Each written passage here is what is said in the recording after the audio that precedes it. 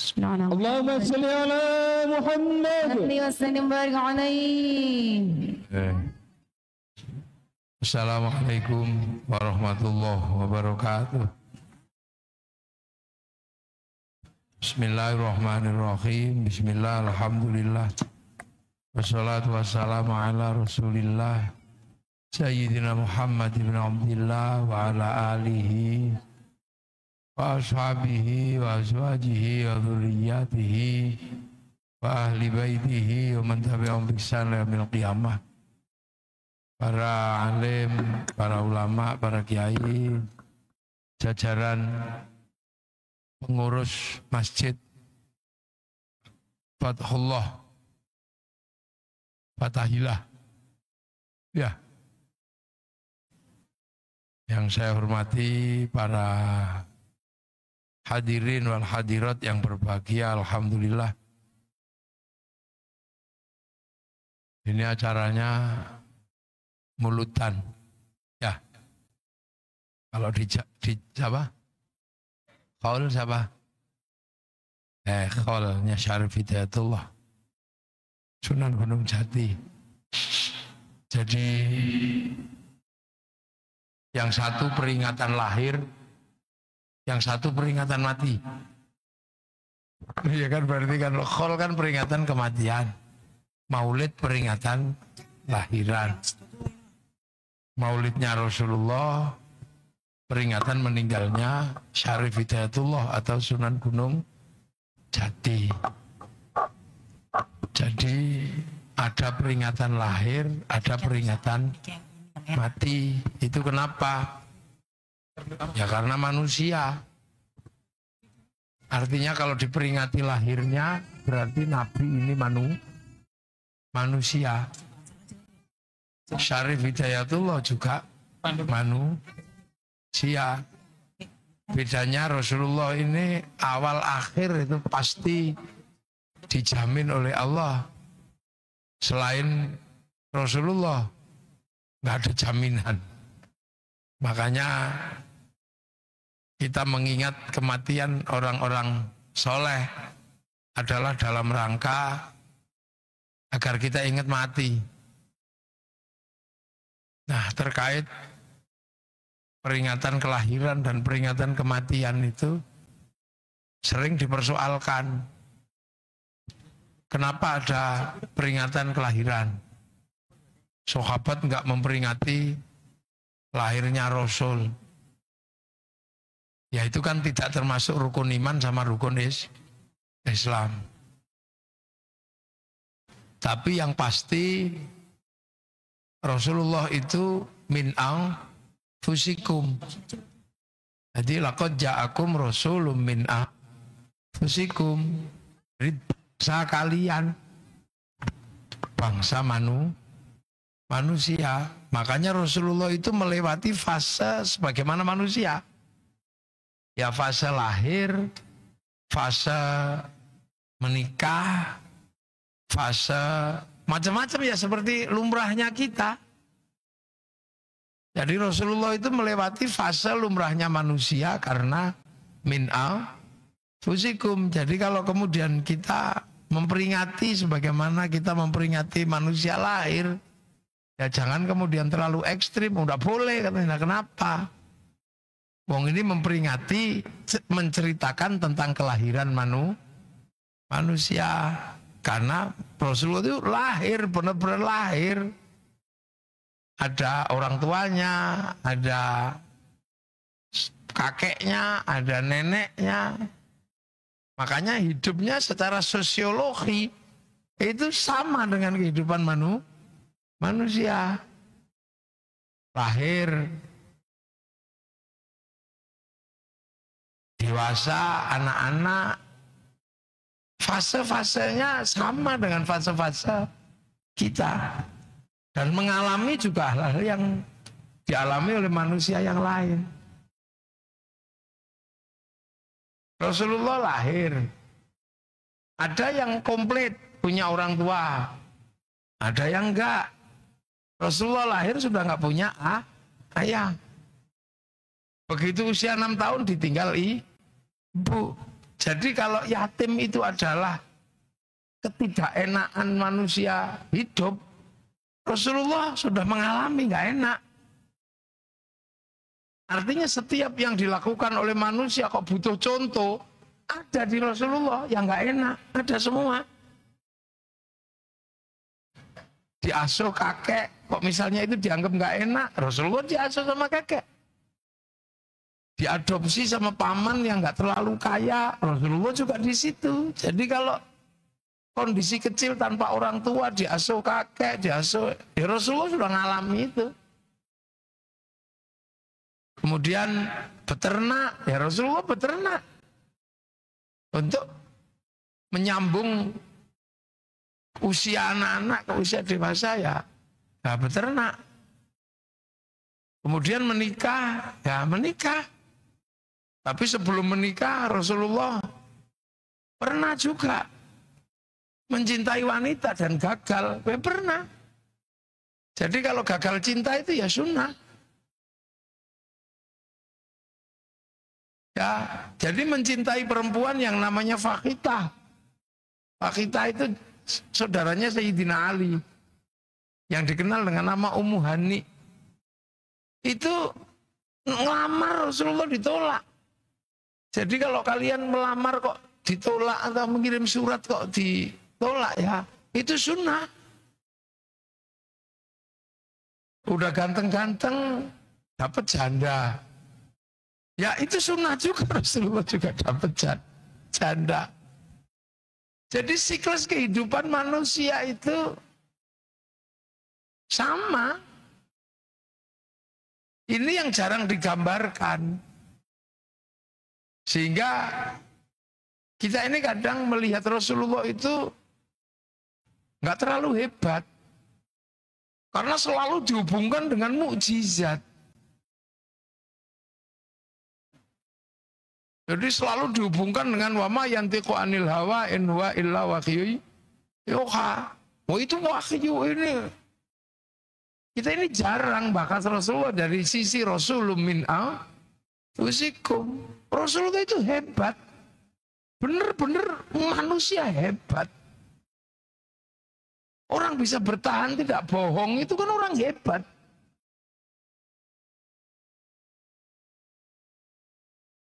Nah, jadi ini karena ini kebetulan orang-orang pinter ya. Maka tak ajak ngaji ke titik Rasulun min anfusikum agar kita ini enggak selalu melihat Rasulullah itu seperti ya pastilah bahwa Rasulullah itu dapat wahyu, pasti hebat. Akhirnya kadang kita ini juga terus ikut-ikutan. Bahwa orang yang dekat dengan Rasulullah itu hebat seperti Rasulullah bisa terbang. Bisa Isra Mi'raj 70 kali gitu kan. Kita coba kita berbicara titik yang paling dasar dari Rasulullah min anfusikum. Jadinya mengalami utang, ya utang Rasulullah. Menggadaikan baju perang kepada orang Yahudi. Lapar, ya lapar ketika perang Khandaq. Sahabat nanya, ya Rasul, aku butuh makanan. Kenapa kau nggak minta sama Allah? Ini makanan sudah habis. Loh, perutmu kok masih kembung gitu? Ya kan diganjel sama batu ya Rasul. Ganjel berapa? 1. Kamu baru 1, saya 2. Perang, ya berangkat. Tapi tidak sesuai ini, tidak sesuai harapan. Rasul bilang tadi, nanti kita akan perang. Siap enggak? Ngadepi 3.500 orang yang sudah berangkat. Yang standby 3.000 orang. Ini persiapan menuju Madinah. Kalian siap enggak perang? Siap ya Rasul. Oke, siap. Begitu waktunya mau berangkat, dihitung. Enggak ada separuh yang mau berangkat. Cuman 300 orang. Yang lain kemana? Ya takut, ya sembunyi. Jadi kalau kita sudah siap, ya siap, ternyata belok, ya nggak ada masalah. Siap-siap mau memilih wali kota atau apa, tiba-tiba begitu diiyani ganti milih orang deh. Ya itu biasa. Punya istri yang cemburu, ya Rasulullah. Siti Aisyah itu cemburu itu. Sampai pohon kurma yang disenderi begini itu gosong. Saking cemburunya, emosi. Karena Rasul gak datang-datang. Maka sampean kalau para perempuan merindukan ya Siti Aisyah dan Rasulullah saling merindukan.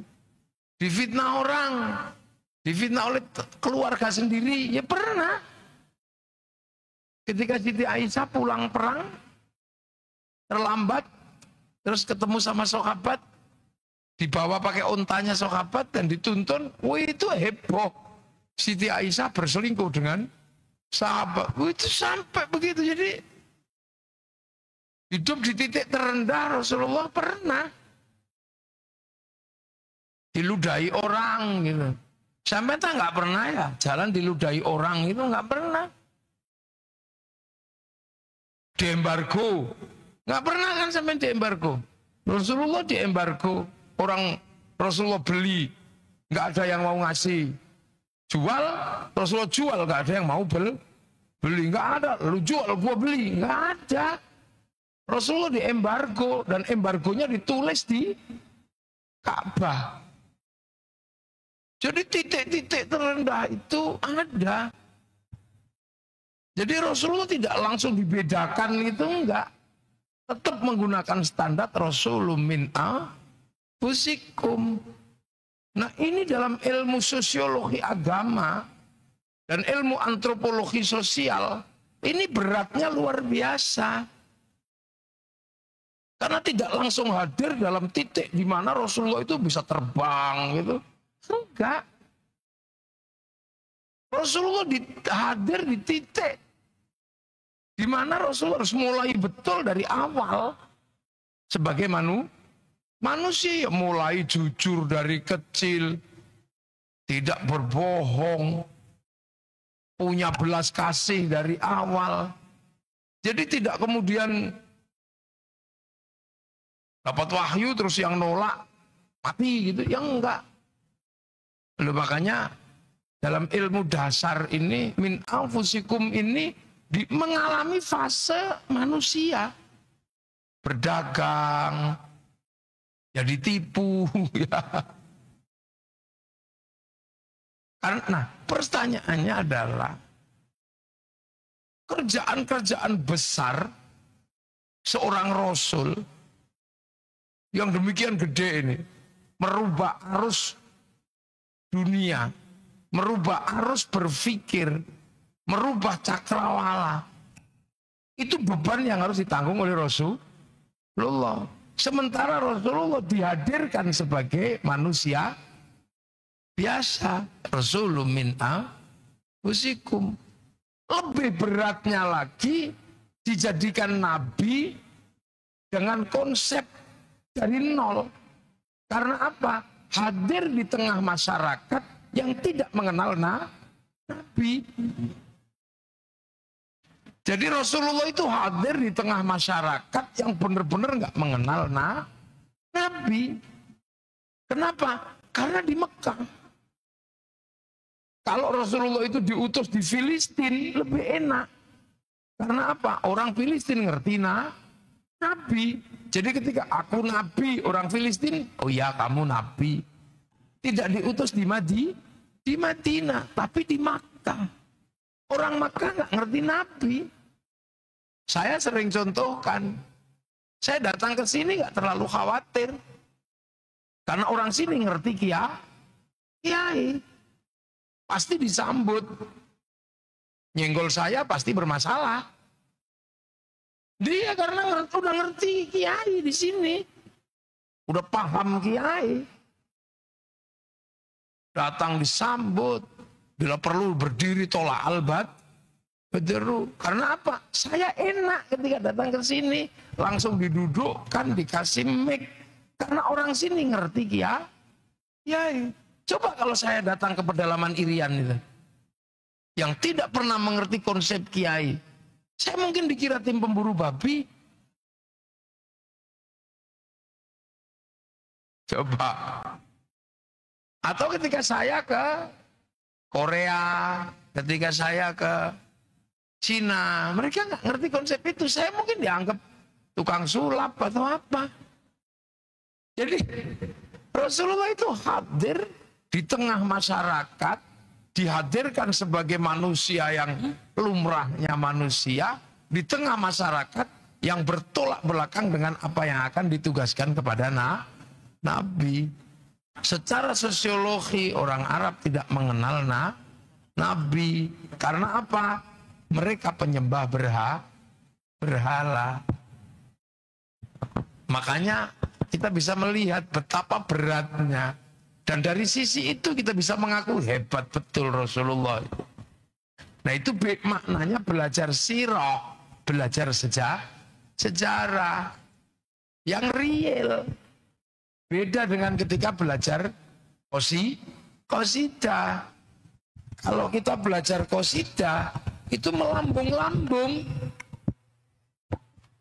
Nah hari ini kita lebih banyak dihadirkan memahami Rasulullah itu dari qasidah, dari sastra-sastra yang melambung-lambung dengan perasaan wah. Akhirnya kita nggak pernah ketemu, sehingga melihat Rasulullah itu tidak menjadi sebuah ilmu yang dasar. Itulah. Nah itu makanya kaum muslimin ini harus cerdas, makanya menggunakan ilmu dasar atau disebut dengan ilmu syajarah. Yang kita kenal dengan ilmu sejarah. Secara khusus disiplin ilmunya namanya syajarah atau sejarah. Umumnya disebut sirah. Sejarah perjalanan. Tapi khususnya adalah ilmu syajarah. Yang artinya pohon. Jadi akarnya, pohonnya, daunnya. Ini paralel, nyambung. Makanya kalau dari sisi ilmu sajarah mempelajari Rasulullah dari akar sampai buahnya ketahuan. Dari ilmu sajarah, ilmu pohon loh ya. Nah sekarang ini karena tidak belajar dari situ, kita ini kaget-kaget. Kok ada akarnya Rasul, pohonnya Rasul, kok buahnya beda? Jangan-jangan setek kan? Lu ini belajar tentang Rasulullah, makanya akar sosiologi dan antropologinya harus matang. Karena Rasulun min anfusikum itu jenisnya manusia, lingkungannya lingkungan manusia, pola hidup manusia. Jadi sehingga ketika umatnya ini menghadapi sisi paling sulit dari kehidupan manusia, pasti ada ibrohnya dari Rasulullah. Gitulah. Makanya Rasul itu diletakkan di titik nol kehidupan, titik nol kesulitan manusia, titik nol ruang sosialnya manusia. Sampai bisa bayangkan, jadi nabi di Mekah itu kan susahnya luar biasa. Makanya orang Mekah itu menganggap Rasulullah ini ya ngerepotin aja. Ya kan? Yang ditanam itu Rasulullah ya nggak didukung kalau di Mekah. Karena nggak kenal Nabi. Orang Kalimantan ketika didatangi oleh di pedalaman itu kiai dia nggak kenal. Itulah. Makanya kehidupan Rasulullah itu benar-benar kehidupan yang kompleks dan bisa dipelajari. Bisa disinaoni betul-betul dipelajari. Di titik terendah, orang bertuhan banyak, diajari Tuhan satu. Kan pusing itu gimana caranya gitu coba sampean. Betapa sulitnya merubah bandul dari Tuhan banyak ke Tuhan satu. Dari Tuhan kelihatan ke Tuhan tidak nampak. Tapi harus ibadah kepada sesuatu yang tidak nampak, padahal biasanya ibadahnya terhadap sesuatu yang nampak. Itu butuh kedalaman ilmu yang luar biasa. Ibadah dimulai dengan bersesuci. Bersucinya pakai air di negeri yang tidak ada air. Ayo. Di negeri yang sulit air, ibadahnya bersucinya pakai air. Diminum aja susah. Ini disuruh wudhu. Diminum aja susah, disuruh mandi jinabat. Betapa repotnya. Iya, kalau jinabatnya orang Jakarta, udah banyak air sebulan sekali. Sana semalam bisa 7 kali. Air banyak yang harus dikeluarkan. Di negeri yang tidak ada makanan, disuruh rajin sodako, zakat. Di negeri yang panas disuruh puasa. Ayo. Di negeri yang terhadap perempuan demikian syahwatnya, disuruh tawaf. Dan perempuan yang cantik mau jelek apapun harus membuka mukanya. Betapa syahwatnya ketika lihat orang terbuka. Sementara yang laki-laki tidak pakai pakaian berjahit. Jadi kalau mau usil kan tinggal wes gitu aja. Coba. Duh. Ini dalam teori dasar pembelajaran Rasulullah itu out of the box. Tidak sesuai sistem. Kalau mengajar mandi di negeri banyak air, ya pasti banyak bisa. Disuruh bersedekah di negeri yang banyak makanan kayak kita ini, mudah. Nah itu, dan Rasulullah berhasil. Makanya dalam ilmu pendidikan, tidak ada satupun tokoh dunia yang menempati di atas Rasulullah. Bukan panglima perang, tapi bisa nyuruh perang. Oh. Nah itu Rasulullah. Makanya ilmu itu bisa dipraktekkan oleh umatnya. Kalau Rasulullah selalu bergerak atas nama wahyu dalam pengertian mukjizat, terus umat kayak kita yang nggak pernah punya mukjizat ini gimana mau bawa Islam? Gimana mau mendidik? Kan nggak mungkin Islam dikembangkan dengan halu, nggak mungkin. Karena agama harus menyelesaikan problem sosial. Bukan hanya semata-mata persoalan konsep, tapi Islam harus menyelesaikan problem realistis, problem empiris harus diselesaikan. Itu. Karena agama ini empiris loh, makanya itulah kalau kita memperingati lahirnya Rasulullah, kita kaji dari sisi Rasulun min anfusikum, hebatnya luar biasa Rasulullah itu. Hebat, berhasil.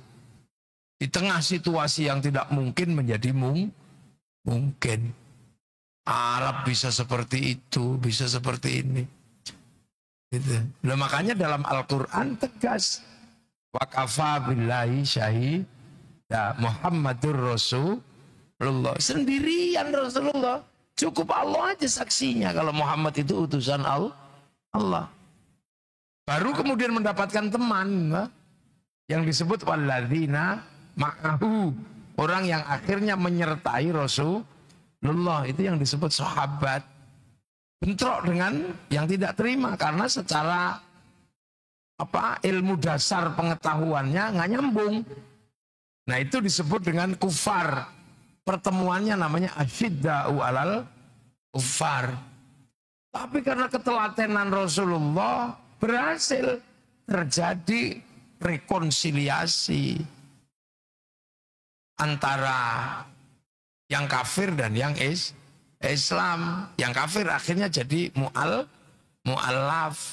Punya anak mu'allaf juga. Misalnya kayak Abu Sufyan mu'allaf. Punya anak Muawiyah mu'allaf. Baru punya anak Yazid mukallaf. Ada yang langsung dari kecil mukallaf. Sayyidina Ali. Sebagian besar mu'allaf. Rekonsiliasi. Ya sudah. Sampai akhirnya ruhama ubay nahum. Yang tetap kufar Abu Lahab. Sampai dinas di dalam Al-Quran. Tabbat yada abi lahabiw watab. Tapi ketika ruhama ubay nahum, Rasulullah tidak pernah ngimami membaca surat Al-Lahab. Karena anaknya Abu Lahab sudah menjadi makmumnya Rasulullah. Jadi ruhama ubainahum. Jadi setelah ini rukun. Tarahum ruka'an sujadai yabtaghuna fadlan minallah wa ridwanan simahum fi wujuhi min atharis sujud. Semua berlomba-lomba mencari ridho Allah. Sampai akhirnya kemudian Al-Quran meneruskan. Setelah itu terjadi digambarkan dzalika mathaluhum fit Taurat wa mathaluhum fil Injil kazar'in. Islam digambarkan seperti tanaman. Makanya kemudian semua bergerak ke beberapa tempat nanam. Makanya orang Jawa yang wali itu pakai tembang lir tandur. Makanya Islam itu ditandur, tanam, karena zar'in itu maknanya tanaman. Jadi sampai bahasanya pun menggunakan bahasa tanaman. Ditanam di mana? Ada yang ditanam di Eropa. Yang nanam siapa? Tariq bin Ziyad.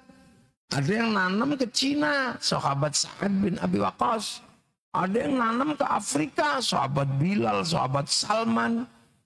Ada yang nanam ke Indonesia, tapi sudah di generasi berikut belakangan bawa ke sini, ditanam dengan konsep sini. Makanya ketika menanam ya menggunakan konsep yang ada di Nusantara.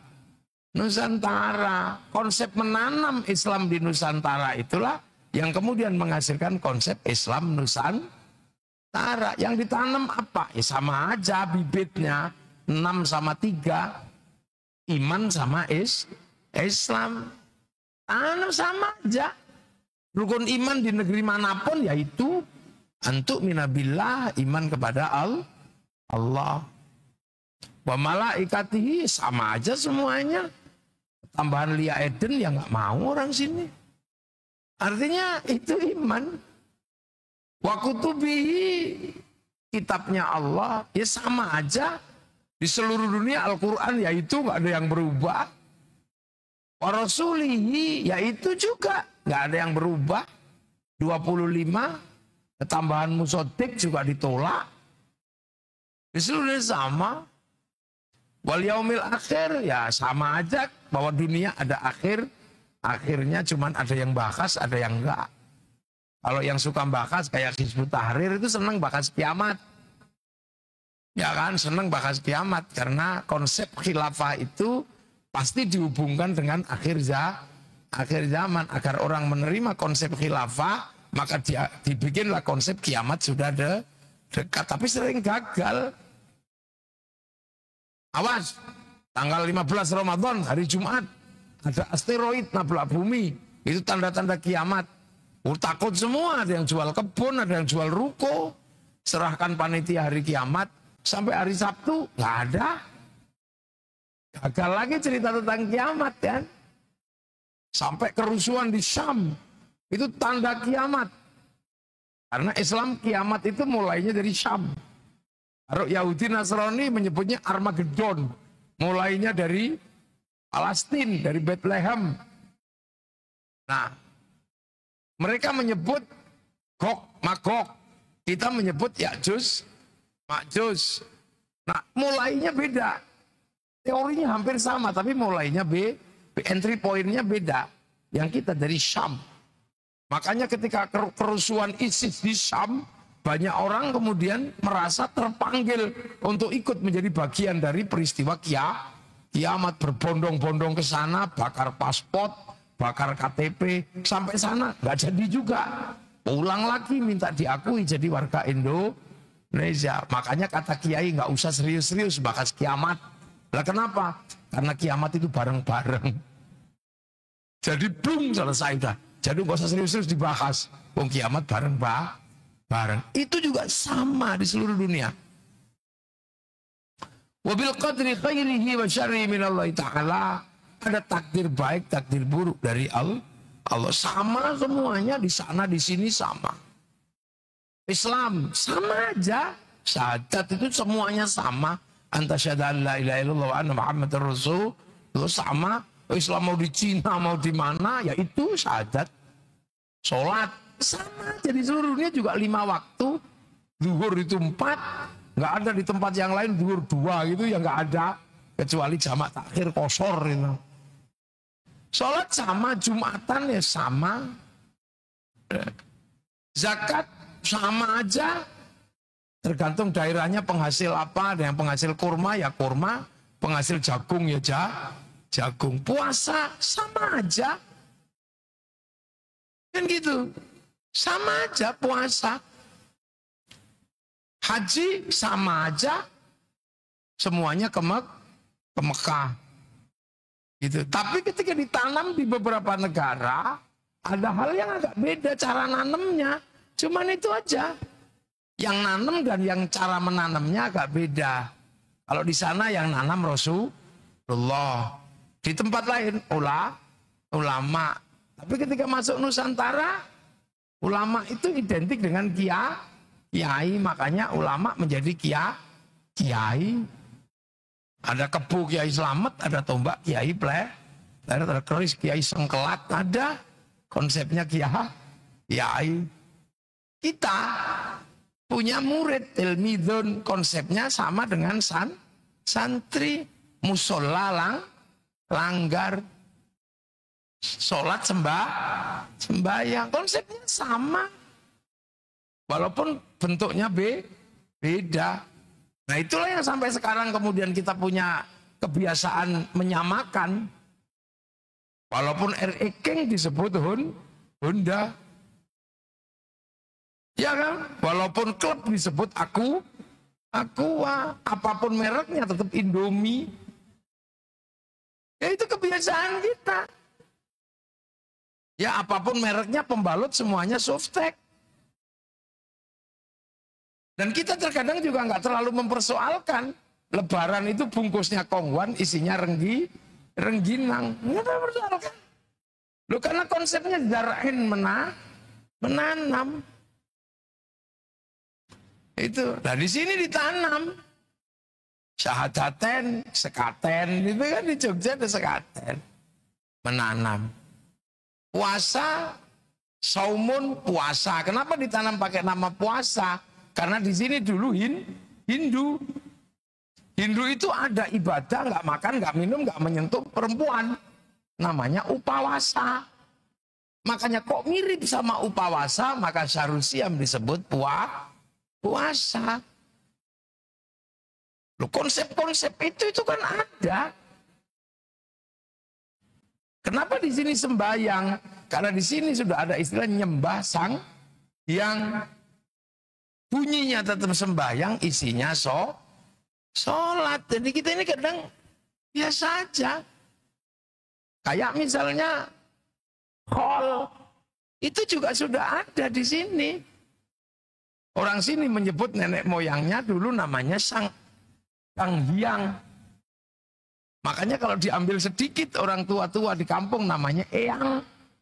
Karena Dang Hyang, Eyang kakung, Eyang putri. Kalau kebeleset dikit namanya Danyang. Nah setahun sekali anak cucu ini kadang bertanya. Itu kan bertanya terus dijawab. Terus makanannya banyak, makanannya habis, pergi merantau. Setahun sekali pulang. Bawa oleh-oleh. Ada yang sudah meninggal disembayangi. Nah nyembayangi orang meninggal setahun sekali namanya srodo. Makanya ada istilah nyadran. Nah, karena sudah punya kebiasaan mendoakan orang tua yang meninggal setahun sekali dalam upacara srodo, makanya kemudian kita juga nggak ada masalah ketika diajari khol mendoakan pada orang meninggal setahun sekali. Prinsipnya sama. Jangan lupa asal Al-Quran menyebut walladzina ja'u min ba'dihim yaquluna rabbana ighfir lana wal ikhwanina alladzina sabaquna bil iman. Jadi prinsip-prinsip itu sudah ada semua. Gitu.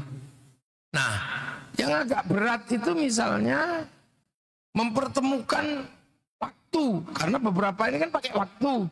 Sholat pakai waktu, kita mau kuta. Puasa waktunya syahrul Ramadan. Haji asyurum maklumat. Jumatan hari Jumat. Nah, dulu juga susah mempertemukan itu. Gak mudah. Orang Arab harinya 7. Ahad 1, Isnin 2, Selasa 3, Rabi 4, Khamis 5, Jumat kumpul, Sabah 7. Di sini dulu harinya 5. Pon, Wage, Kliwon, Legi, Paing. Itu dulu begitu. Makanya mempertemukan 7 sama 3 itu nggak mudah.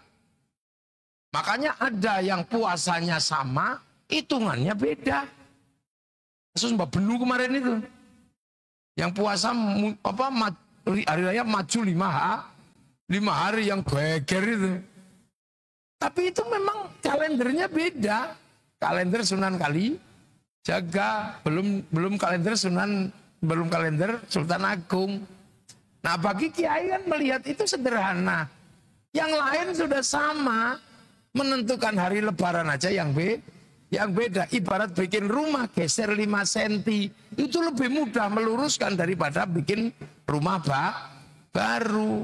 Yang lebih susah itu sudah nggak puasa, ikut lebaran, ngecat rumah. Nah, itu lebih susah. Sama haji. Haji itu susah dulu. Terutama di sini yang orang Hindu susah. Karena di sini ke candi batu. Khawatirnya kalau ke Mekah lihat Ka'bah batu juga. Ini masalah kalau kemudian waktu itu. Di sini muter kiri pakai kain selempang warna kuning. Sampai sana muter kiri kain selempang warnanya putih. Di sini kalau selesai ibadah digundul, di sana tahalul sama-sama rambut. Di sini air suci dari gunung-gunung setempat atau sungai Gangga, di sana air suci juga dari Zam-Zam.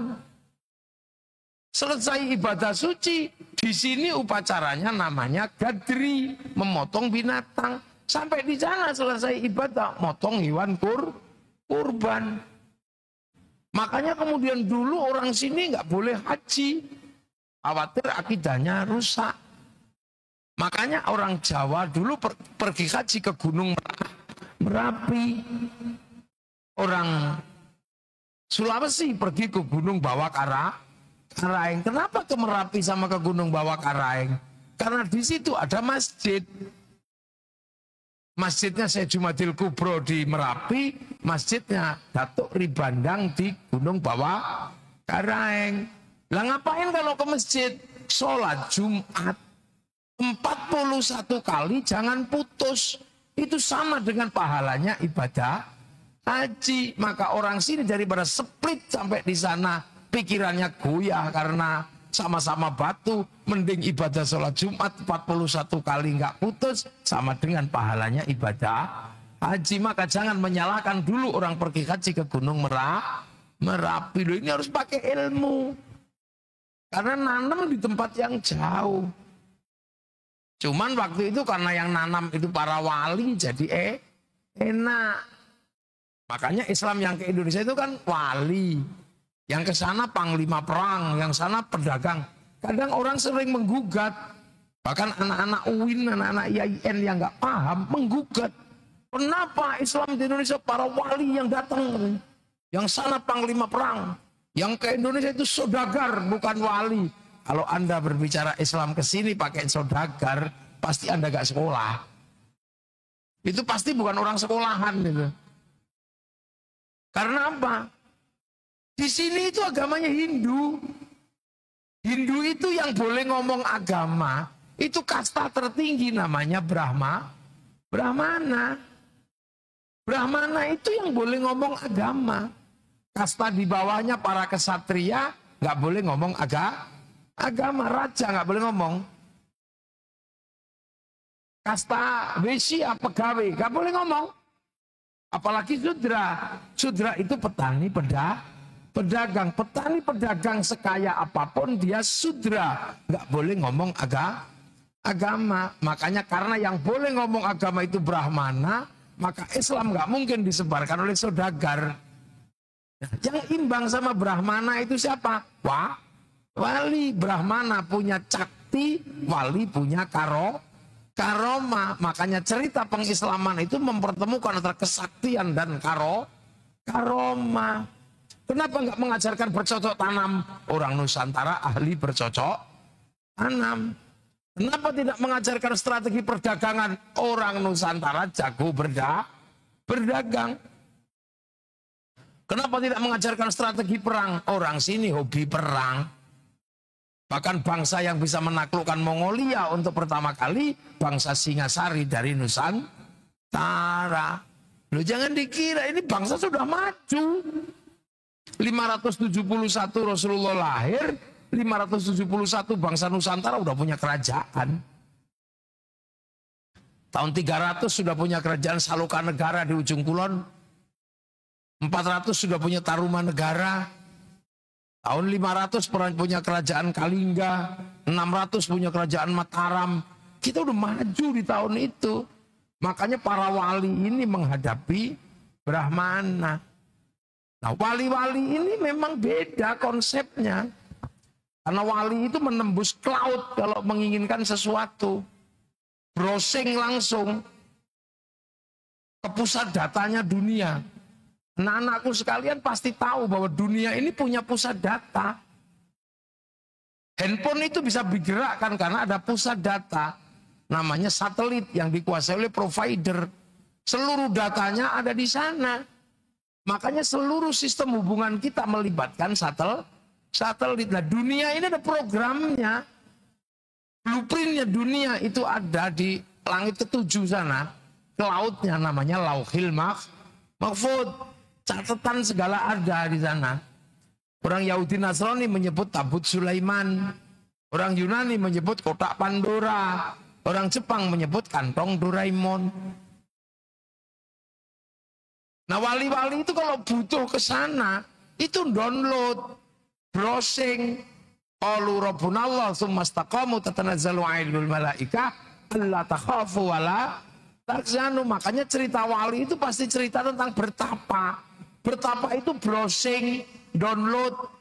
Rasulullah download 15 tahun di Gua Hira. Syekh Abdul Qadir 25 tahun di padang pasir. Qalu rabbunallah tsumma istaqamu. Ini. Sunan Kalijaga download 3 tahun. Wali-wali itu download semua. Makanya paketannya besar wali itu. Karena downloadannya gede. Lah kita kalau diajak download tidur.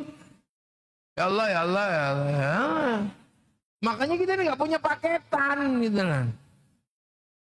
Makanya wali-wali itu nggak takut apa-apa, wong paketannya gede. Makanya kenapa wali itu tahu hati orang? Karena diretas.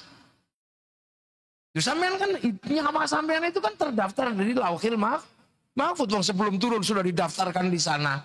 Alastu bi rabbikum, kamu lupa gak kalau aku ini Tuhanmu? Nyawa jawab qalu bala. Syahidnya nyawa diturunkan ke dunia fanfukuruh, kasih paketan.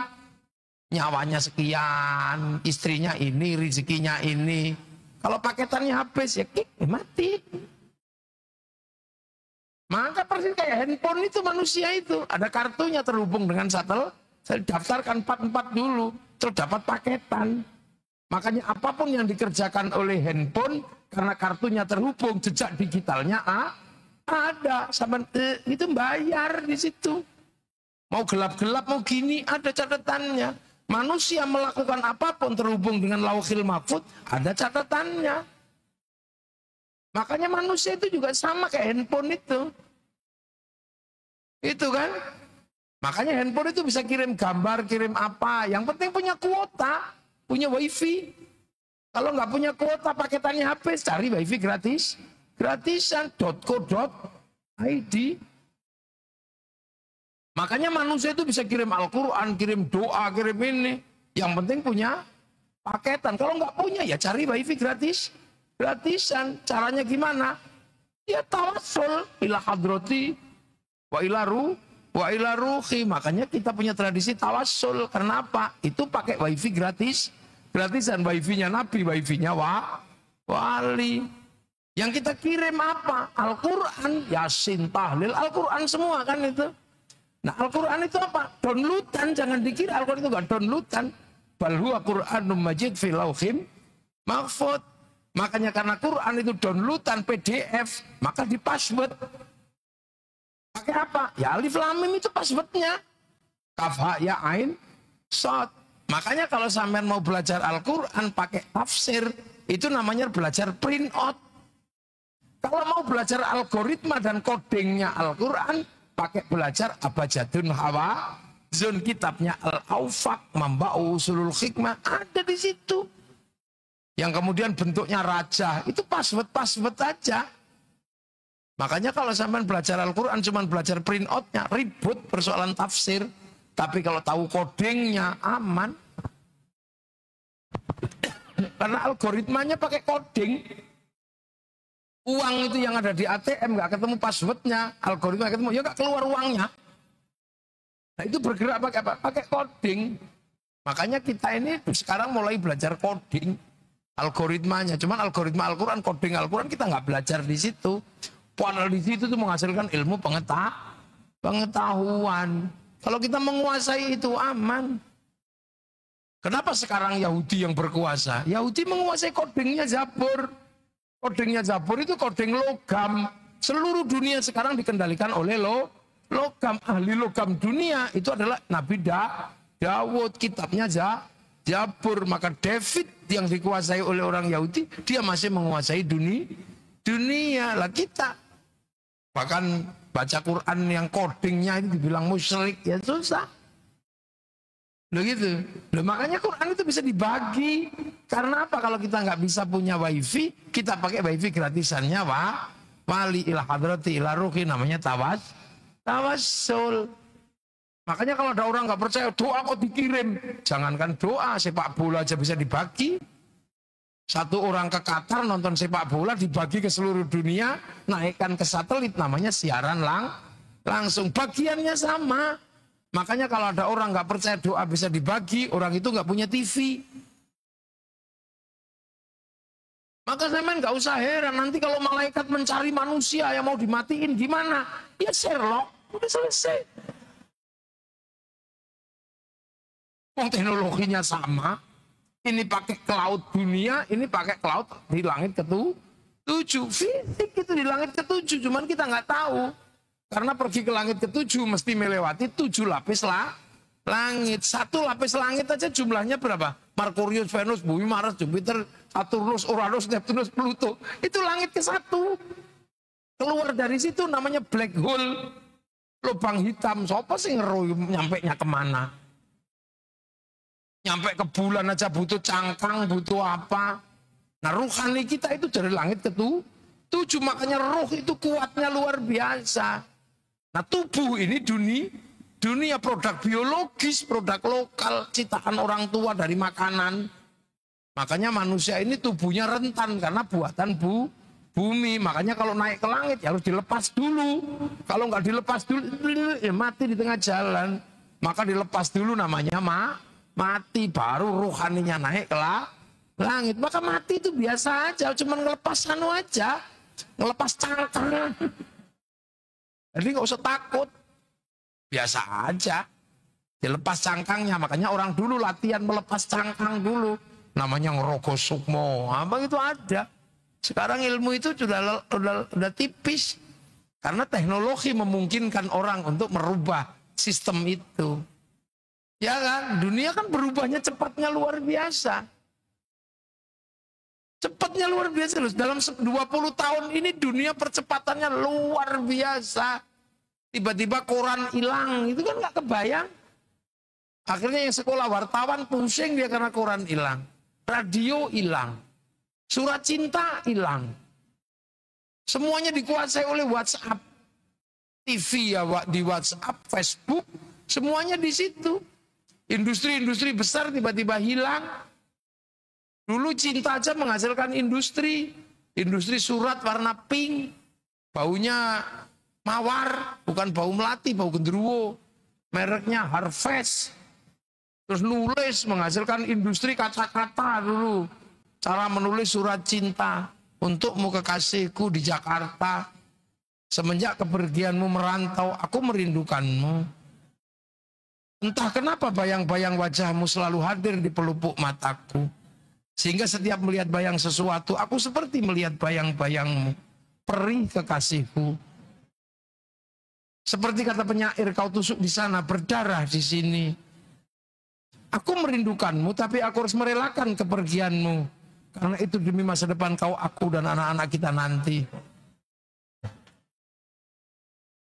Kamu tahu nggak, malam hari ini aku sedang mendengarkan lagu Isabella. Ini panjangin.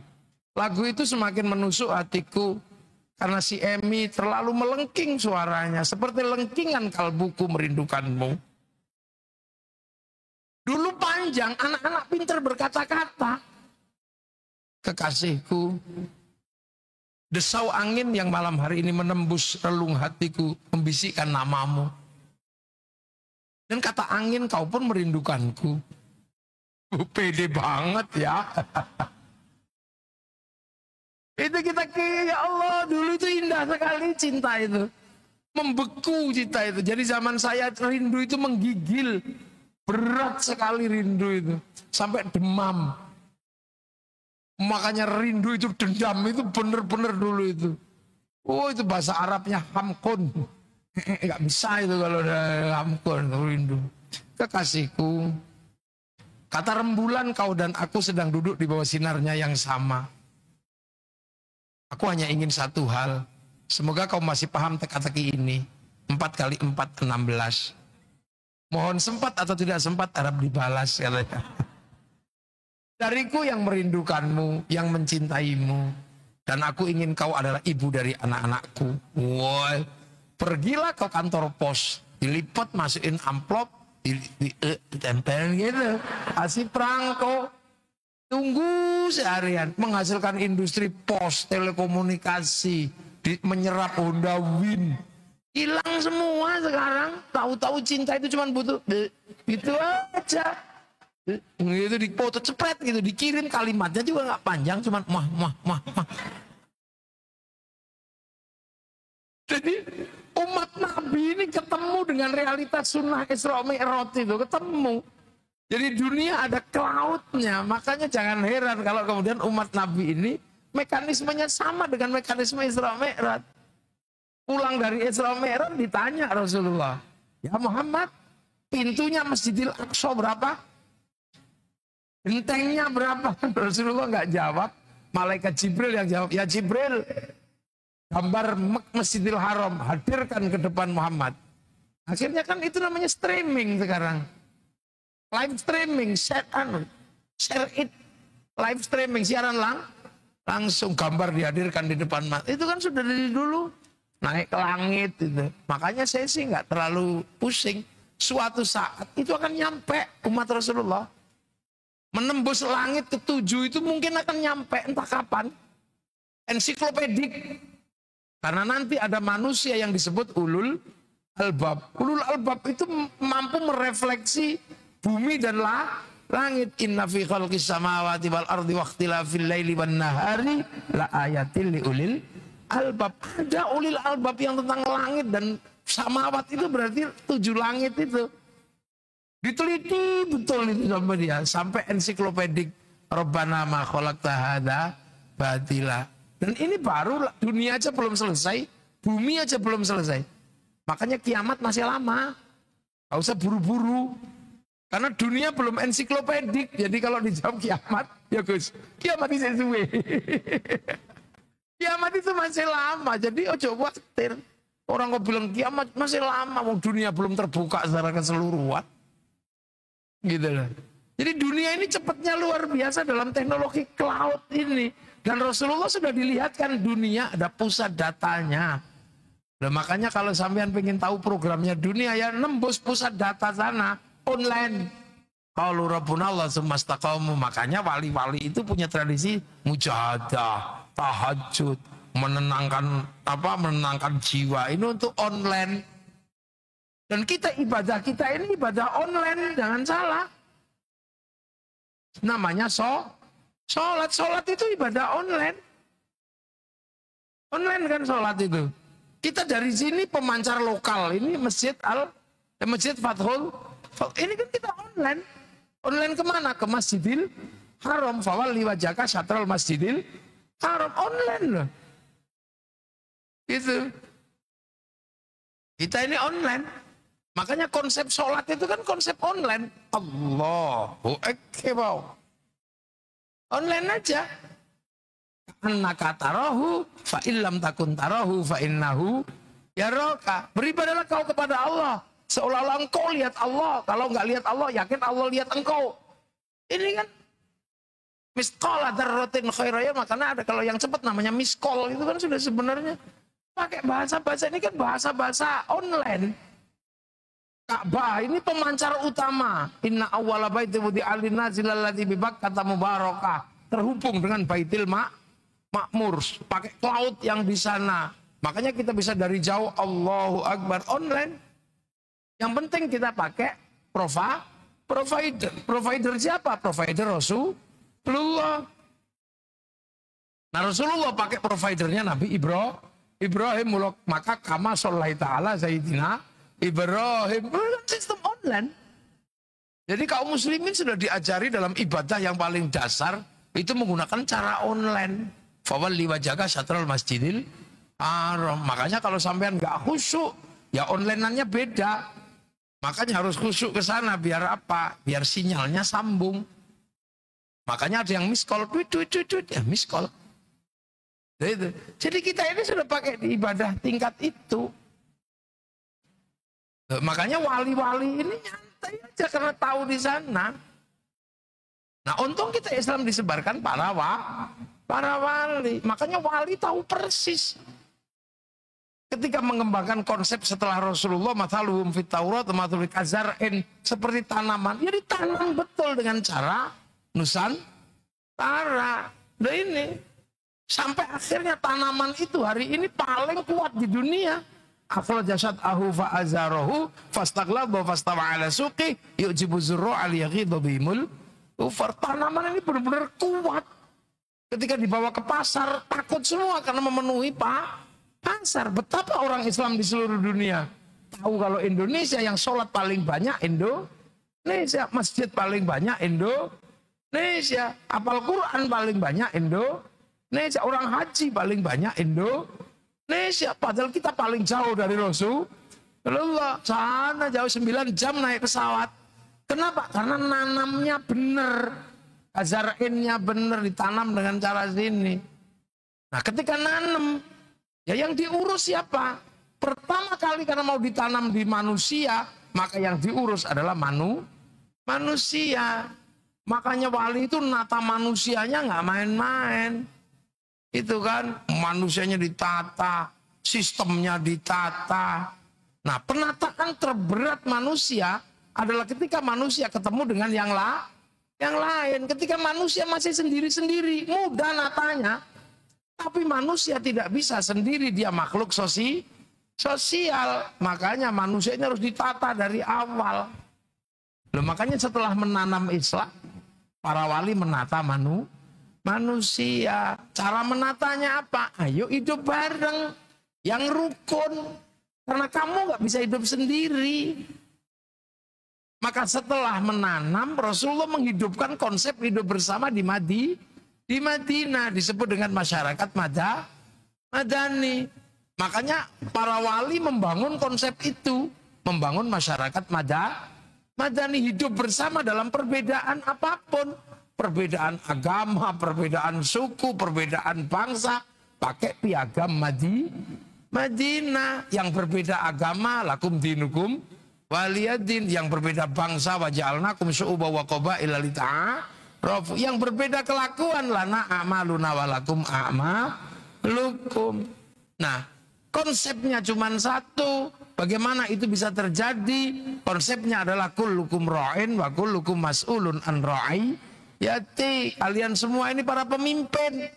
Semua manusia itu pemimpin. Gak ada lagi hamba, gak ada lagi raja, gak ada apa. Semua setara. Kullukum ra'in wa kullukum mas'ulun an ra'iyati. Kalian semua adalah ra'iyah. Orang yang berbeda-beda tapi hiduplah saling bertanggung jawab. Nah, ra'iyah itu dipraktekkan di sini menjadi rakyat. Makanya orang Indonesia disebut rakyat. Karena apa? Konsep yang dianut adalah konsep ra'iyah. Berbeda-beda tetapi saling tanggung jawab. Tidak mengenal lagi kasta, tidak lagi mengenal struktur yang tinggi bawah, enggak, sama semua. Yang tadinya raja, yang tadinya hamba, ini bisa duduk bareng. Kan gitu. Yang tadinya hamba sahaya bisa pidato saya, bisa. Yang tadinya kawulo bisa pidato kulo. Yang tadinya abdi di Sunda, yang munduk-munduk jadi abdi mah bisa. Yang tadinya pukulan para dewa berubah menjadi ulun. Nah, konsep kita ini konsepnya ra'iyah, setara, saling tanggung jawab. Dalam bahasa Rasul disebut ra'iyah, bahasa kita disebut rakyat. Makanya rakyat ini sudah tidak mengenal kamu mau nasabnya siapa, turunannya siapa, itu urusanmu dengan keluargamu. Tapi ketika hidup bersama, semua harus patuh pada konsep bersamaan. Loh, makanya ra'iyah ini konsep paripurna. Tadinya adalah ya ayuhan nasi, manusia. Ada yang belum selesai. Afrika Selatan belum selesai loh konsep manusia itu. Yang kulit hitam masih dianggap bukan manusia. Di Arab masih belum selesai konsep manusia itu. Masih ada yang dianggap masyarakat rendah kalau bukan orang Arab. Inna khalaqnakum min dzakari wa unsa, aku bikin kalian laki-laki dan perempuan. Banyak yang belum selesai urusan laki-laki perempuan. Di Afghanistan perempuan keluar rumah nggak ada muhrimnya tembak. Di Arab orang melihat perempuan nggak dikasih hak yang sama, sekolah nggak boleh, mimpin nggak boleh. Di sini udah bebas. Laki-laki perempuan sekolahnya sama, doktor juga sama, bisa jadi rektor IAIN dulu kan. Ini semua kini indahnya konsep ra'iyah. Sampai waja'alnakum syu'uban wa qabaila, kita juga bebas. Tidak lagi membedakan suku, membedakan bangsa. Puncak tertingginya apa? Inna akramakum intallahi atqakum. Makanya sampean nggak pernah bertanya, modelnya saya kayak gini. Tapi karena saya dianggap ngerti urusan agama, saya duduk di sini. Jadi Tuhan itu berada dalam konsep tertinggi dalam tradisi ra'iyah. Makanya kita ini rakyat. Kita bisa mimpin, bisa dipimpin. Nah, di negeri ra'iyah itu khilafah nggak cocok. Karena ra'iyah itu beda dengan people. Kalau people itu vox populi, vox dei. Suara mayoritas, suara Tuhan. Begitu dia mayoritas, dia menjadi diktator mayoritas, menindas. Makanya konsep ikhwan, konsep Hizbut Tahrir nggak bisa diterapkan di negeri ra'iyah. Kita juga bukan komunis. Komunis itu proletar. Kalau proletar itu banyak, diktator proletariat. Kita ra'iyah, aman sekuat apapun kaum muslimin tidak akan pernah menindas pada yang lain. Itu ra'iyah, jadi rakyat. Dan satu-satunya negara muslim dunia yang sanggup mengambil kalimat ra'iyah untuk menata warga bangsanya hanya muslim Indonesia. Nah, kita ini surprise dunia. Makanya ra'iyah itu ditata betul zaman itu. Ra'iyah itu nggak bisa berdiri sendiri. Dia harus saling melengkapi, saling mengisi, saling membutuhkan. Nah, orang yang hidup dalam konsep saling membutuhkan di antara para ra'iyah disebut musyarakah. Yang diadaptasi ke bahasa kita menjadi masyarakat. Makanya konsep musyarakah masyarakat itu indah. Indah sekali. Saya kiai ngajar sholat. Sholat itu nutup aurat. Tutup aurat nggak bisa dipikir kiai, karena tutup aurat itu kain, urusannya pabrik kain. Nah dilala yang punya pabrik kain itu Cina. Makanya kiai jangan suka ngamuk sama Cina. Cinanya pergi, kita telanjang. Itu konsep musyarakah.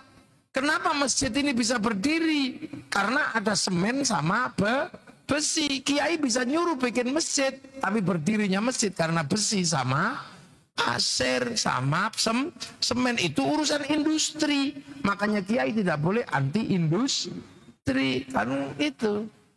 Di belakang situ ada tempat wudhu. Wudhu itu diurus kiai. Tapi wudhu itu pakai air. Air nggak bisa diurus kiai. Yang bisa ngurus air sanyo sama pipa. Wudhunya diurus kiai, pipa sanyonya diurus mas pion. Oh. Loh, ini konsep musyarakah. Haji begitu berangkat disuruh ke bank karena pilot nggak nerima ONH. Makanya kiai jangan mengharamkan bank. Kalau banknya haram nggak jadi pergi haji. Apalagi kalau sudah ke bandara pakai pesawat konsorsiumnya Yahudi sama Nasrani. Yahudi kamu matiin semua, hancurkan Yahudi, bunuh semua, renang kita. Loh, makanya begitu kita mengikuti konsep musyarakah atau masyarakat, kita saling mengisi. Makanya kiai itu wasatiyah, nggak ekstrim, hancurkan kafir, nggak begitu. Kecuali kiai freelance, nggak ada umatnya biasanya gitu, umatnya subscribe. Dulu kan gitu. Nah inilah konsep musyarakah. Makanya agama itu nggak independen. Agama itu bertemu dengan yang lain. Makanya Rasulullah hanya menyatakan mayuridillahu bi khairan yufaqihu fiddin. Siapa yang dikehendaki menjadi baik oleh Allah dikasih ngerti urusan agama. Khairannya nakira. Khairan itu kalau nakira maknanya khairan kamilan, kebaikan yang sempurna. Nah, baik sempurna bukan milik manusia, itu milik Allah. Karena kalau manusia baik pasti nggak sempurna. Malam ini pengajian baik. Karena apa? Ada banser yang jaga. Ada sampean yang duduk di situ. Kalau sampean nggak ada duduk di situ, pengajian ini namanya cek sound. Jadi kiai nggak boleh ngaku paling baik. Karena baiknya kiai ada perangkat yang lain. Bahkan ada pohon naik masjid. Ini kan kalau nggak pengajian, nah, iya kan kita nggak ngerti. Jangan-jangan pohon itu hidup dikencingi sama mahasiswa, kan nggak ngerti kita. Jadi itu agama. Makanya orang hidup doanya Allahumma barik lana makan. Kenapa bukan barikli? Karena makan itu urusannya banyak orang, gitu loh. Ini yang di atas ini kelapa. Ini melibatkan banyak orang. Nggak tahu yang manjat siapa. Jangan-jangan beruk. Kan kita nggak tahu. Loh kan kita makannya banyak, macam-macam. Bikin bumbu juga macam-macam. Makanan satu piring itu jutaan orang yang terlibat. Nah, makanya terus kemudian kalau mau bikin konsensus bersama harus ada pembicaraan yang baik. Nah, membicarakan konsensus dengan pembicaraan yang baik, Al-Quran menyebut wasyawirhum fil amri, bermusyawarahlah. Maka kemudian kalimat musyawarah diadaptasi ke Indonesia. Lah kalau mau musyawarah ya ikut terserah. Prosedur musyawarah dilewati. Pengen musyawarah jadi DPR, ya maju aja daftar. Cari teman yang banyak. Kalau nggak mau cari teman yang banyak, ya beli yang banyak. Nanti gitu aja. Ya rumusnya gitu. Nggak akan ditanya kamu sukunya apa, turunan siapa. Nggak ada yang nanya. Karena konsep ro'iyah sudah melewati fase itu semua. Makanya kalau ada orang mengatakan kami nasabnya ini di negeri ro'iyah, nggak jalan. Malah jadi perkara kan gitu. Karena pasti ribet. Orang nggak punya kemampuan tiba-tiba minta dapat posisi karena apa?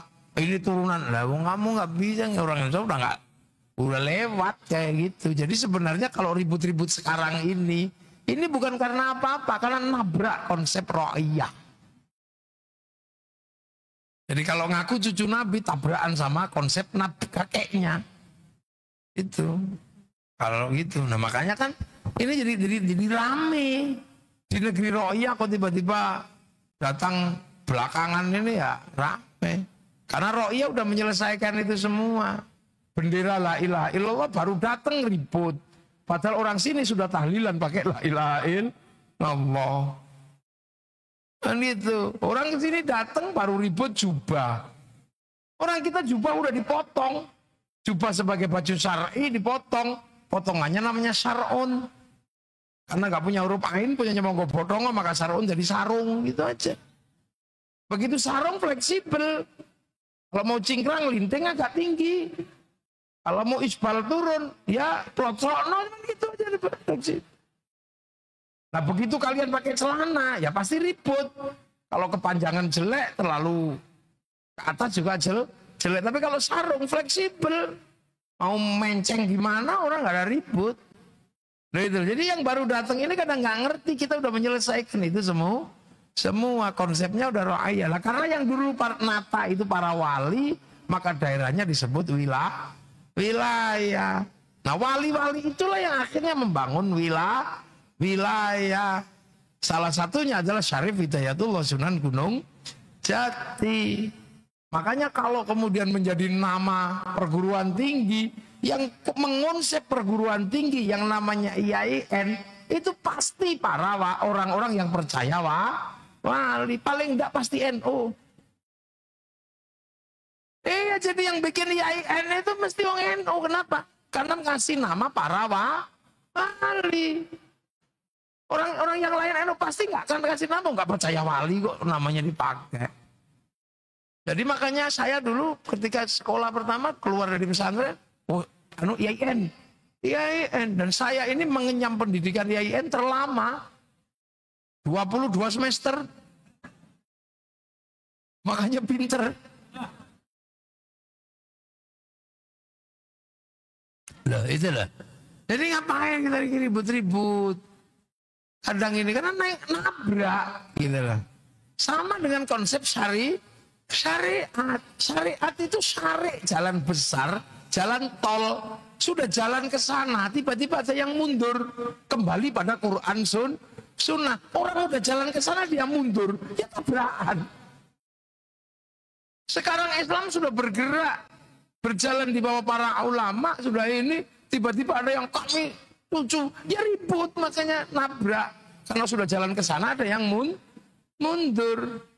Wali dulu nggak mundur begitu, maju. Ketemu dengan orang Jawa yang nikah sama orang Jawa. Ketemu dengan orang Sunda, nikah sama orang Sunda. Kan gitu. Ketemu dengan putranya Prabu Siliwangi, nikah. Kan gitu. Makanya ada Rara Santang, Yan Santang, Walang Sungsang. Itu bukan anaknya, itu ibunya, kan gitu. Nah di Syarif Hidayatullah ini kan konsep-konsep yang luar biasa. Nah karena dulu yang nata itu para wali, maka teritorinya disebut wilayah. Al-wali al-wilayah. Lah wilayah itu yang akhirnya melebur menjadi NKRI, Negara Kesatuan Republik Indonesia. Makanya konsep piagam Madinahnya adalah ketuhanan yang maha esa. Baru setelah ketuhanan itu kemanusiaan. Karena unsur dunia ini pasti berurusan dengan manusia. Pabrik kursi urusan bokong manusia. Pabrik larutan penyegar urusan manusia, panas dalam. Urusan sedotan karena manusia bisa nyedot pakai mulut. Industri gede itu karena manusia. Bikin sound karena kupingnya manusia. Bawa pohon ke sini karena matanya manusia. Bikin pabrik pampers karena nya manusia. Jadi mana dunia ini? Makanya urusan kedua adalah kemanusiaan. Kemanusiaan itu nggak bisa independen karena dia pasti melibatkan unsur yang lain. Maka harus ada persatuan. Ngaji kalau nggak bersatu sama tukang son, dimatiin, selesai udah. Bikin anak kalau nggak ada persatuan, nggak jadi. Loh, kan gitu. Ini tuh Banser itu bersatu sama orang Cina. Polisi, TNI, Banser itu kan nggak ada bedanya. Bajunya sama, durengnya. Yang membuat berbeda kan tulisannya.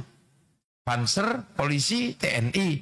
Itu semua hasil pabrik Mesin bordir mereknya Butterfly buatan Cina. Sama dengan orang ngaji berbeda-beda, WhatsApp berbeda-beda, merek handphonenya Samsung, sama aja. Loh, bersatu, maka persatuan. Nah, persatuan itu hanya bisa terjadi kalau ada supremasi bersama kesetaraan. Makanya yang bisa mensetarakan persatuan, manusia harus dihargai perbedaannya, dihargai harkat martabatnya. Cara menghargainya sama ratakan dalam konsep ro'iyah, makanya menggunakan konsep kerakyatan. Tapi kerakyatan itu butuh keluasan jiwa. Orang bisa memahami perbedaan itu butuh keluasan hati, butuh sifat uluhiyah yang ada di dalam dada. Nah, sifat menerima dan uluhiyah untuk menerima perbedaan, mengembalikan semua kepada Tuhan, itu dalam bahasa agama disebut hikmah. Makanya kerakyatan itu dipimpin oleh hikmah. Itu pun masih harus ada kebijaksanaan, jangan cuma bijak sini. Bijaksana juga, jangan cuma Islam yang sama Islam, bijaksana. Itu pun masih harus dimusyawarahkan. Itu pun masih harus pakai perwakilan. Konsep itulah yang akan mengarah kepada keadilan sosial bagi seluruh rakyat Indonesia. Ini konsep yang nggak main-main. Makanya banyak sekali orang baca Pancasila itu salah. Karena ini sakral. Intisari kehidupan yang dipraktekkan setelah Rasulullah. Jiplak persis.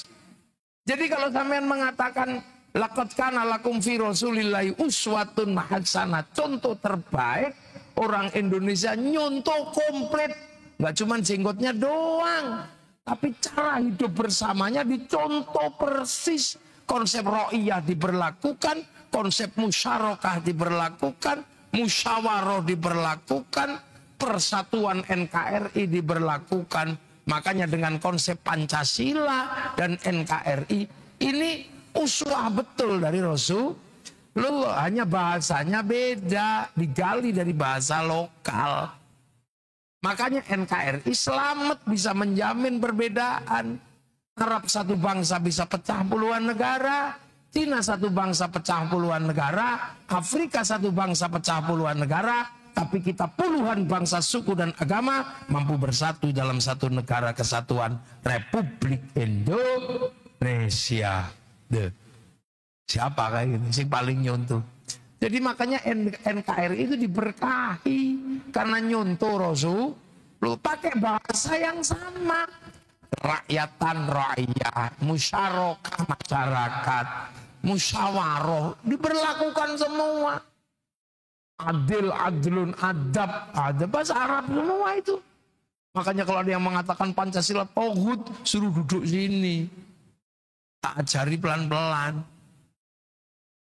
Jadi jangan gitu. Nah, inilah konsep-konsep hidup bersama yang harus dijaga.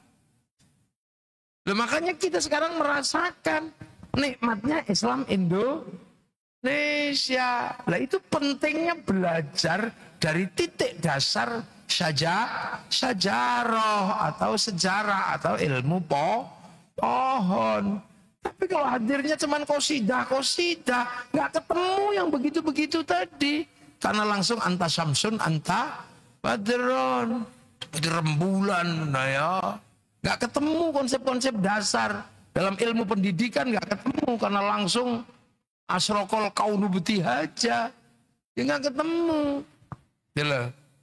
Makanya tradisi ilmiah itu penting di dalam agama Islam. Jadi nggak boleh terus kemudian belajar ke satu orang yang bodoh lebih utama daripada ke-70. Nggak boleh begitulah. Kalau kehilangan ilmu terus Islam mau jadi apa? Jadi gerombolan, cuman gerak-gerik tok. Itulah, itu pentingnya belajar ilmu. Jadi jangan ini. Nah, orang-orang yang meletakkan dasar-dasar ini orang-orang yang mendapat kedudukan privilege khusus dari Allah. Yang disebut apa? Disebut la taqulu lima yubtalu fi sabilillahi amwat. Bal ahyaun, masih hidup. Orang-orang mendapat predikat sabilillah, orang yang berjuang di jalan Allah tadi masih hidup, masih bal ahyaun, masih hidup. Walakin la yashurun, tapi kamu nggak ngerti. Ada yang inda rabbihim yurzaqun. Nah, karena masih hidup, kamu jangan main-main. Jangan kamu ganti kuburannya, jangan kamu ganti makamnya. Pasti masalah karena orangnya masih hidup dan di bawah sana masih hidup. Makanya sekarang ribet kalau ada orang-orang itu karena bal ahyaun. Nah, orang yang masih hidup ini kita punya tugas, walladzina ja'u min ba'dihim yaquluna rabbana ighfir lana wal ikhwanina alladzina sabaquna bil iman. Orang-orang ini disebut sabaquna bil iman. Nah, sabaquna bil iman inilah yang membawa kita ke nalar-nalar pertemuan antara masa lalu dan masa depan yang disebut siratal ladzina. Makanya siratal mustaqim, ada siratal ladzina. Nah, alladzina itu siapa? Makanya di sana Allahumma hadina siratal mustaqim, siratal anbiya wal mursalin, siratal ulama was sholihin, siratal syuhada. Panjang itu alladzina, isinya banyak orang. Makanya alladzina yang bergelar sabilillah itu masih hidup, maka jangan diganti-ganti, sejarahnya jangan dirubah, juga boleh. Makanya yang rubah-rubah itu makdzub. Mangge makdzub. Nah, kenapa di situ makdzub itu maknanya Yahudi? Karena yang punya hobi ngerubah-ngerubah gitu adalah Yahudi. Coba sampai ngaji tafsir, makdzub kan maknanya Yahudi kita. Yahudi, makanya karena mereka hobi mengganti-ganti itu. Makanya ilmu tafsir dari dulu menyebut maghdubi alaihim itu Yahudi. Nah, penting ini dipahami. Ya. Jadi biar soal ini masih itu, makanya orang harus ceritakan sejarahnya, ceritakan ini. Nah, konsep itulah yang menghasilkan wilayah. Nah, tentang Sunan Gunung Jati nanti kapan-kapan bisa kita jelaskan. Karena sekarang sudah waktunya malam ya, nanti dulu cukuplah sampai di sini. Cuman kalau mulutan itu konsepnya ada 2 sampai besok pegang. Ada mulutan pidato kayak gini ya. Mulutan pidato ini mulutan model baru. Mulutan model baru, mulutannya siapa? Sayyid Salahuddin Al-Ayyubi ketika ditantang perang oleh Pangeran Richard. Bahwa kita akan perang terakhir ya Salahuddin di Padang Antokia. Mati ya sekarang, hidup ya sekarang. Oke. Nah, begitu perang beneran, mau persiapan perang, pasukan Sayyid Salahuddin Al-Ayyubi grogi. Maka harus dibangkitkan semangatnya. 3 hal yang harus dibangkitkan. Semangat agar tidak takut mati, semangat hatinya tenang, dan tahu sejarah Rasulullah. Agar tahu sejarah Rasulullah, dilombakan menulis manakibnya Rasulullah, dibacakan di depan pasukan. Itulah awal maulid Nabi, ada pidato. Yang kedua diajak zikir biar hatinya tenang, torekoh dikuatin. Kemudian dijak ziarah ke makam para syuhada agar nggak takut mati. 3 hal itulah yang memenangkan perang terakhir di Antokia. Salib Golgota dibakar oleh pasukan Sayyid Salahuddin Al-Ayyubi. Dan semenjak itu mulutan ada pidato. Nah, mulutan yang asli itu apa? Makan. Iya, maulid yang asli itu apa? Makan. Kenapa? Karena sahabat itu tanya ke Rasulullah, kau puasa ya Rasul? Iya, puasa apa ya Rasul? Kelahiranku saya puasa, saya terima kasih bersyukur pada Allah telah dilahirkan. Begitu sahabat tahu Rasulullah puasa, pulang bawa masak di rumahnya masing-masing untuk diantarkan ke Rasulullah nanti sore hari. Ketika Rasulullah berbuka, maka kemudian ketika Rasulullah menjelang berbuka, makanan banyak sekali di depan Rasulullah. Ada yang bilang, kamu masak apa? Oh, saya masak ketoprak. Kamu apa? Gulai. Kamu apa? Oh, saya tongseng. Lama saya nggak makan mie ayam, nanti saya minta ayammu ya. Lama saya nggak makan tongseng, minta tongsengmu ya. Saling mengincar para sahabat untuk bergantian, saling tukar menukar makanan. Yang ditunggu sebenarnya apa? Yang ditunggu itu adalah Rasulullah keluar berdoa, Allahumma barik.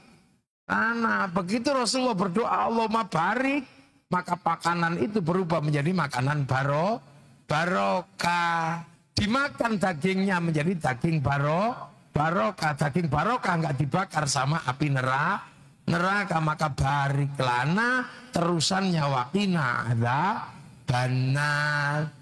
Makanya setelah dimakan makanannya barokah, sebagian dibawa pulang namanya berkat. Itu loh asli mulutan. Nah makanya nenek moyang kita kalau mulutan pasti keluar makanan yang enak. Karena tabarruk.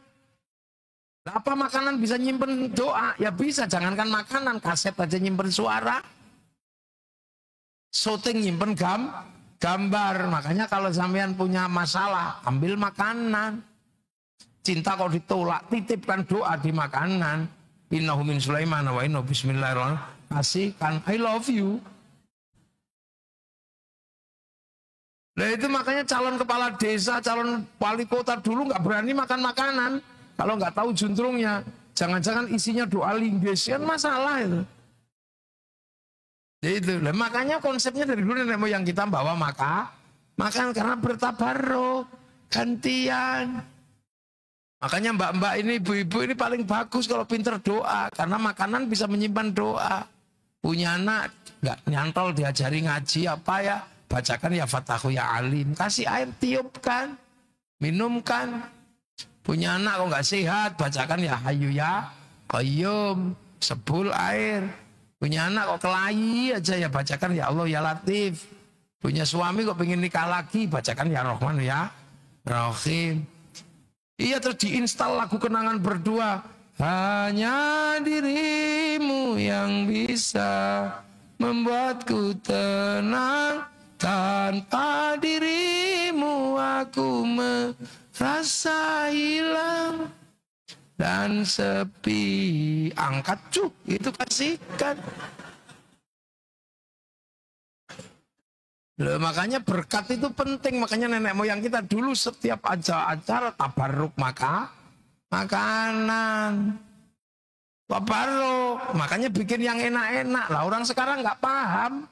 Bikin nggak enak. Makanya ketika waktunya dimakan nggak enak. Bawa pulang kasih ayam. Akhirnya ayamnya yang barokah. Loh gitu loh, yang kayak gini. Makanya besok lagi kalau mulutan jangan sepi begini. Makanannya yang banyak. Kalau pidato aja bisa di acara yang lain. Tapi maulid, makanan yang enak keluar ibu-ibu yang bikin. Borong Indomaret semuanya, coklat apa. Kasih pohon pisang itu tertusui. Jarum bab. Selidi-lidi kasih uangan gitu. Jadi ramai kayak di tempat saya. Kalau mulutan ramai. Besok tanggal 28 kalau pengen hadir semua tak undang ke sana. Ada durian 2 truk.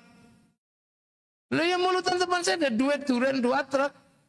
Ada potong sapi entah berapa, potong kambing entah berapa.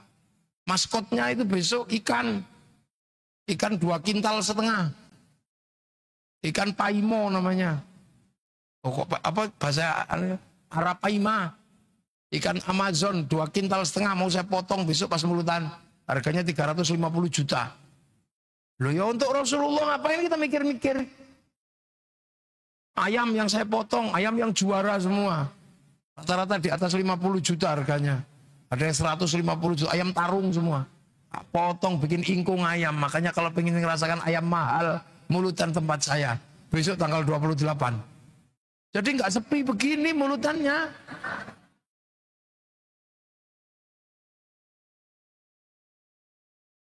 Ini sih mulutannya fukorok masakin. Bikin yang rame. Bila perlu ada yang lempar uang dari atas pur. Nanti uangnya barokah. Bikin beli makanannya barokah. Lo gitu. Jadi jangan dikira. Karena menitipkan makanan barokah itu luar biasa penting. Zikir, ya Allah, ya Allah, ya Allah, ya Allah. Pulang dari tempat zikir lihat bokong, wow, hilang. Tapi kalau makanan barokah, awet, tersimpan di dalam tubuh. Makanya iblis itu paling jengkel sama berkat itu. Karena apa? Menghilangkannya susah. Itu tradisinya santri. Makanya dari dulu kalau mulutan pasti keluar makanan yang yang enak. Mulutan pidato, ini mulutan model baru. Ketahuan kalau nggak punya makanan. Iya, mulutannya fukorok masakin ini. Kumpulin aja uang 50 juta gitu. Terus memborong di Al Jazeera sana. Berapa talam, berapa baskom, biryani, kan enak itu. Minumnya adeni, enak. Atau pakai nasi lokal, bakso paling enak gitu. Apa masakan paling enak. Apa restoran 1000 rasa itu borong ke sini. Atau pakai makanan Jepang, enak. Jangan sepi begini, mulutan sepi begini. Sedih saya.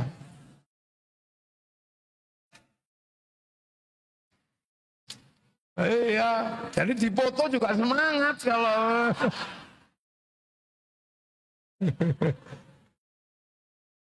iya, diulang lagi besok Serambi makan yang enak keluar semua. Orang sekampung pasti datang. Ada duit 5.000-an aja ditusuk-tusuk di lidi, kasih pohon pisang. Kalau nggak ada styrofoam lah kan, yang penting itu. Besok begitu. Nenek moyang kita dulu kalau maulid gembiranya luar biasa. Karena menyambut apa? Kegembiraan dapat iman. Jadi nggak sepi begini. Ya. Doakan tahun depan mulutannya rame. Ada makanan yang enak. Tahun sepi.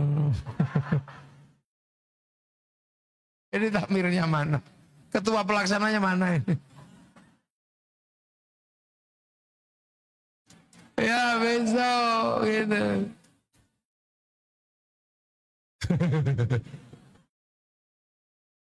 Allah Karim. Ya udah gitu aja ya. Pokoknya yang penting itu paham. Jadi problem-problem keumatan. Jadi kalau kita nggak mudah atas nama Rasul, kita lihat dulu. Rasul itu bisa diteliti secara ilmiah. Jangan mengatasnamakan selalu atas nama, tapi prakteknya nggak ada satupun. Jadi Rasulullah kan keseringan begitu. Wah, begitu sih orang-orang ini gimana maunya? Kisruh aja ya Allah. Akhirnya lama-lama ngelawan kan yang dikisruin. Ngelawan, begitu ngelawan ribut. Ini adu domba katanya. Apalagi ini. Pokoknya doakan aja semoga umat Rasulullah nanti ketemu dengan Rasulullah. Semua dapat syafaat dari Rasulullah. Al-Fatihah.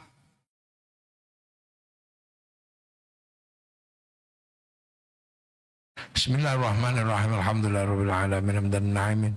Hamdan syakirin. Hamdan yuwafi ni'amal kafi'u mazidah. Ya Rabbana lakal hamdu kama yanbaghi li jalali wajhikal karim wa 'azimi sultanik. Allahumma iftah alaina futuhal 'arifin bi hikmatika wa ansurna rahmatak. Wa zakirna wa nasina dzikra ya Allah ij'al dzurriyyatana dalam dzikra khair. Al-ibadah muslimin qiyamah wa muslimin qasidana wa qasdana akhirah. Warzuqna rizqan halalan wa sya Allah waj'alna ummatan sayyidina Muhammad. Allahumma salli ala sayyidina Muhammad. Allahumma salli ala sayyidina Muhammad. Ya baina ummatina masyayikhina wa jadati wa jaddatina wa muslimin Gunung Jati ya Allah. Jami usuli maulid sabun maghfirlahum warhamhum wa'afafahum Allahumma tahrimna ajram. La taftinna ba'dahum maghfirna wa Allahumma jilin qabran muratan min radil jinan. Allahumma jilin matan wa jilin qabran min Allahumma Rasulullah. Yaqil ma enerji la rabbika radiyatan mardiyah. Wadkhuli fi ibadati jannati rabbana atina fid dunya hasanah wa fil akhirati hasanah wa qina adzaban nar. Sallallahu ala sayyidina Muhammadin walhamdulillahi rabbil alamin. Al-Fatihah.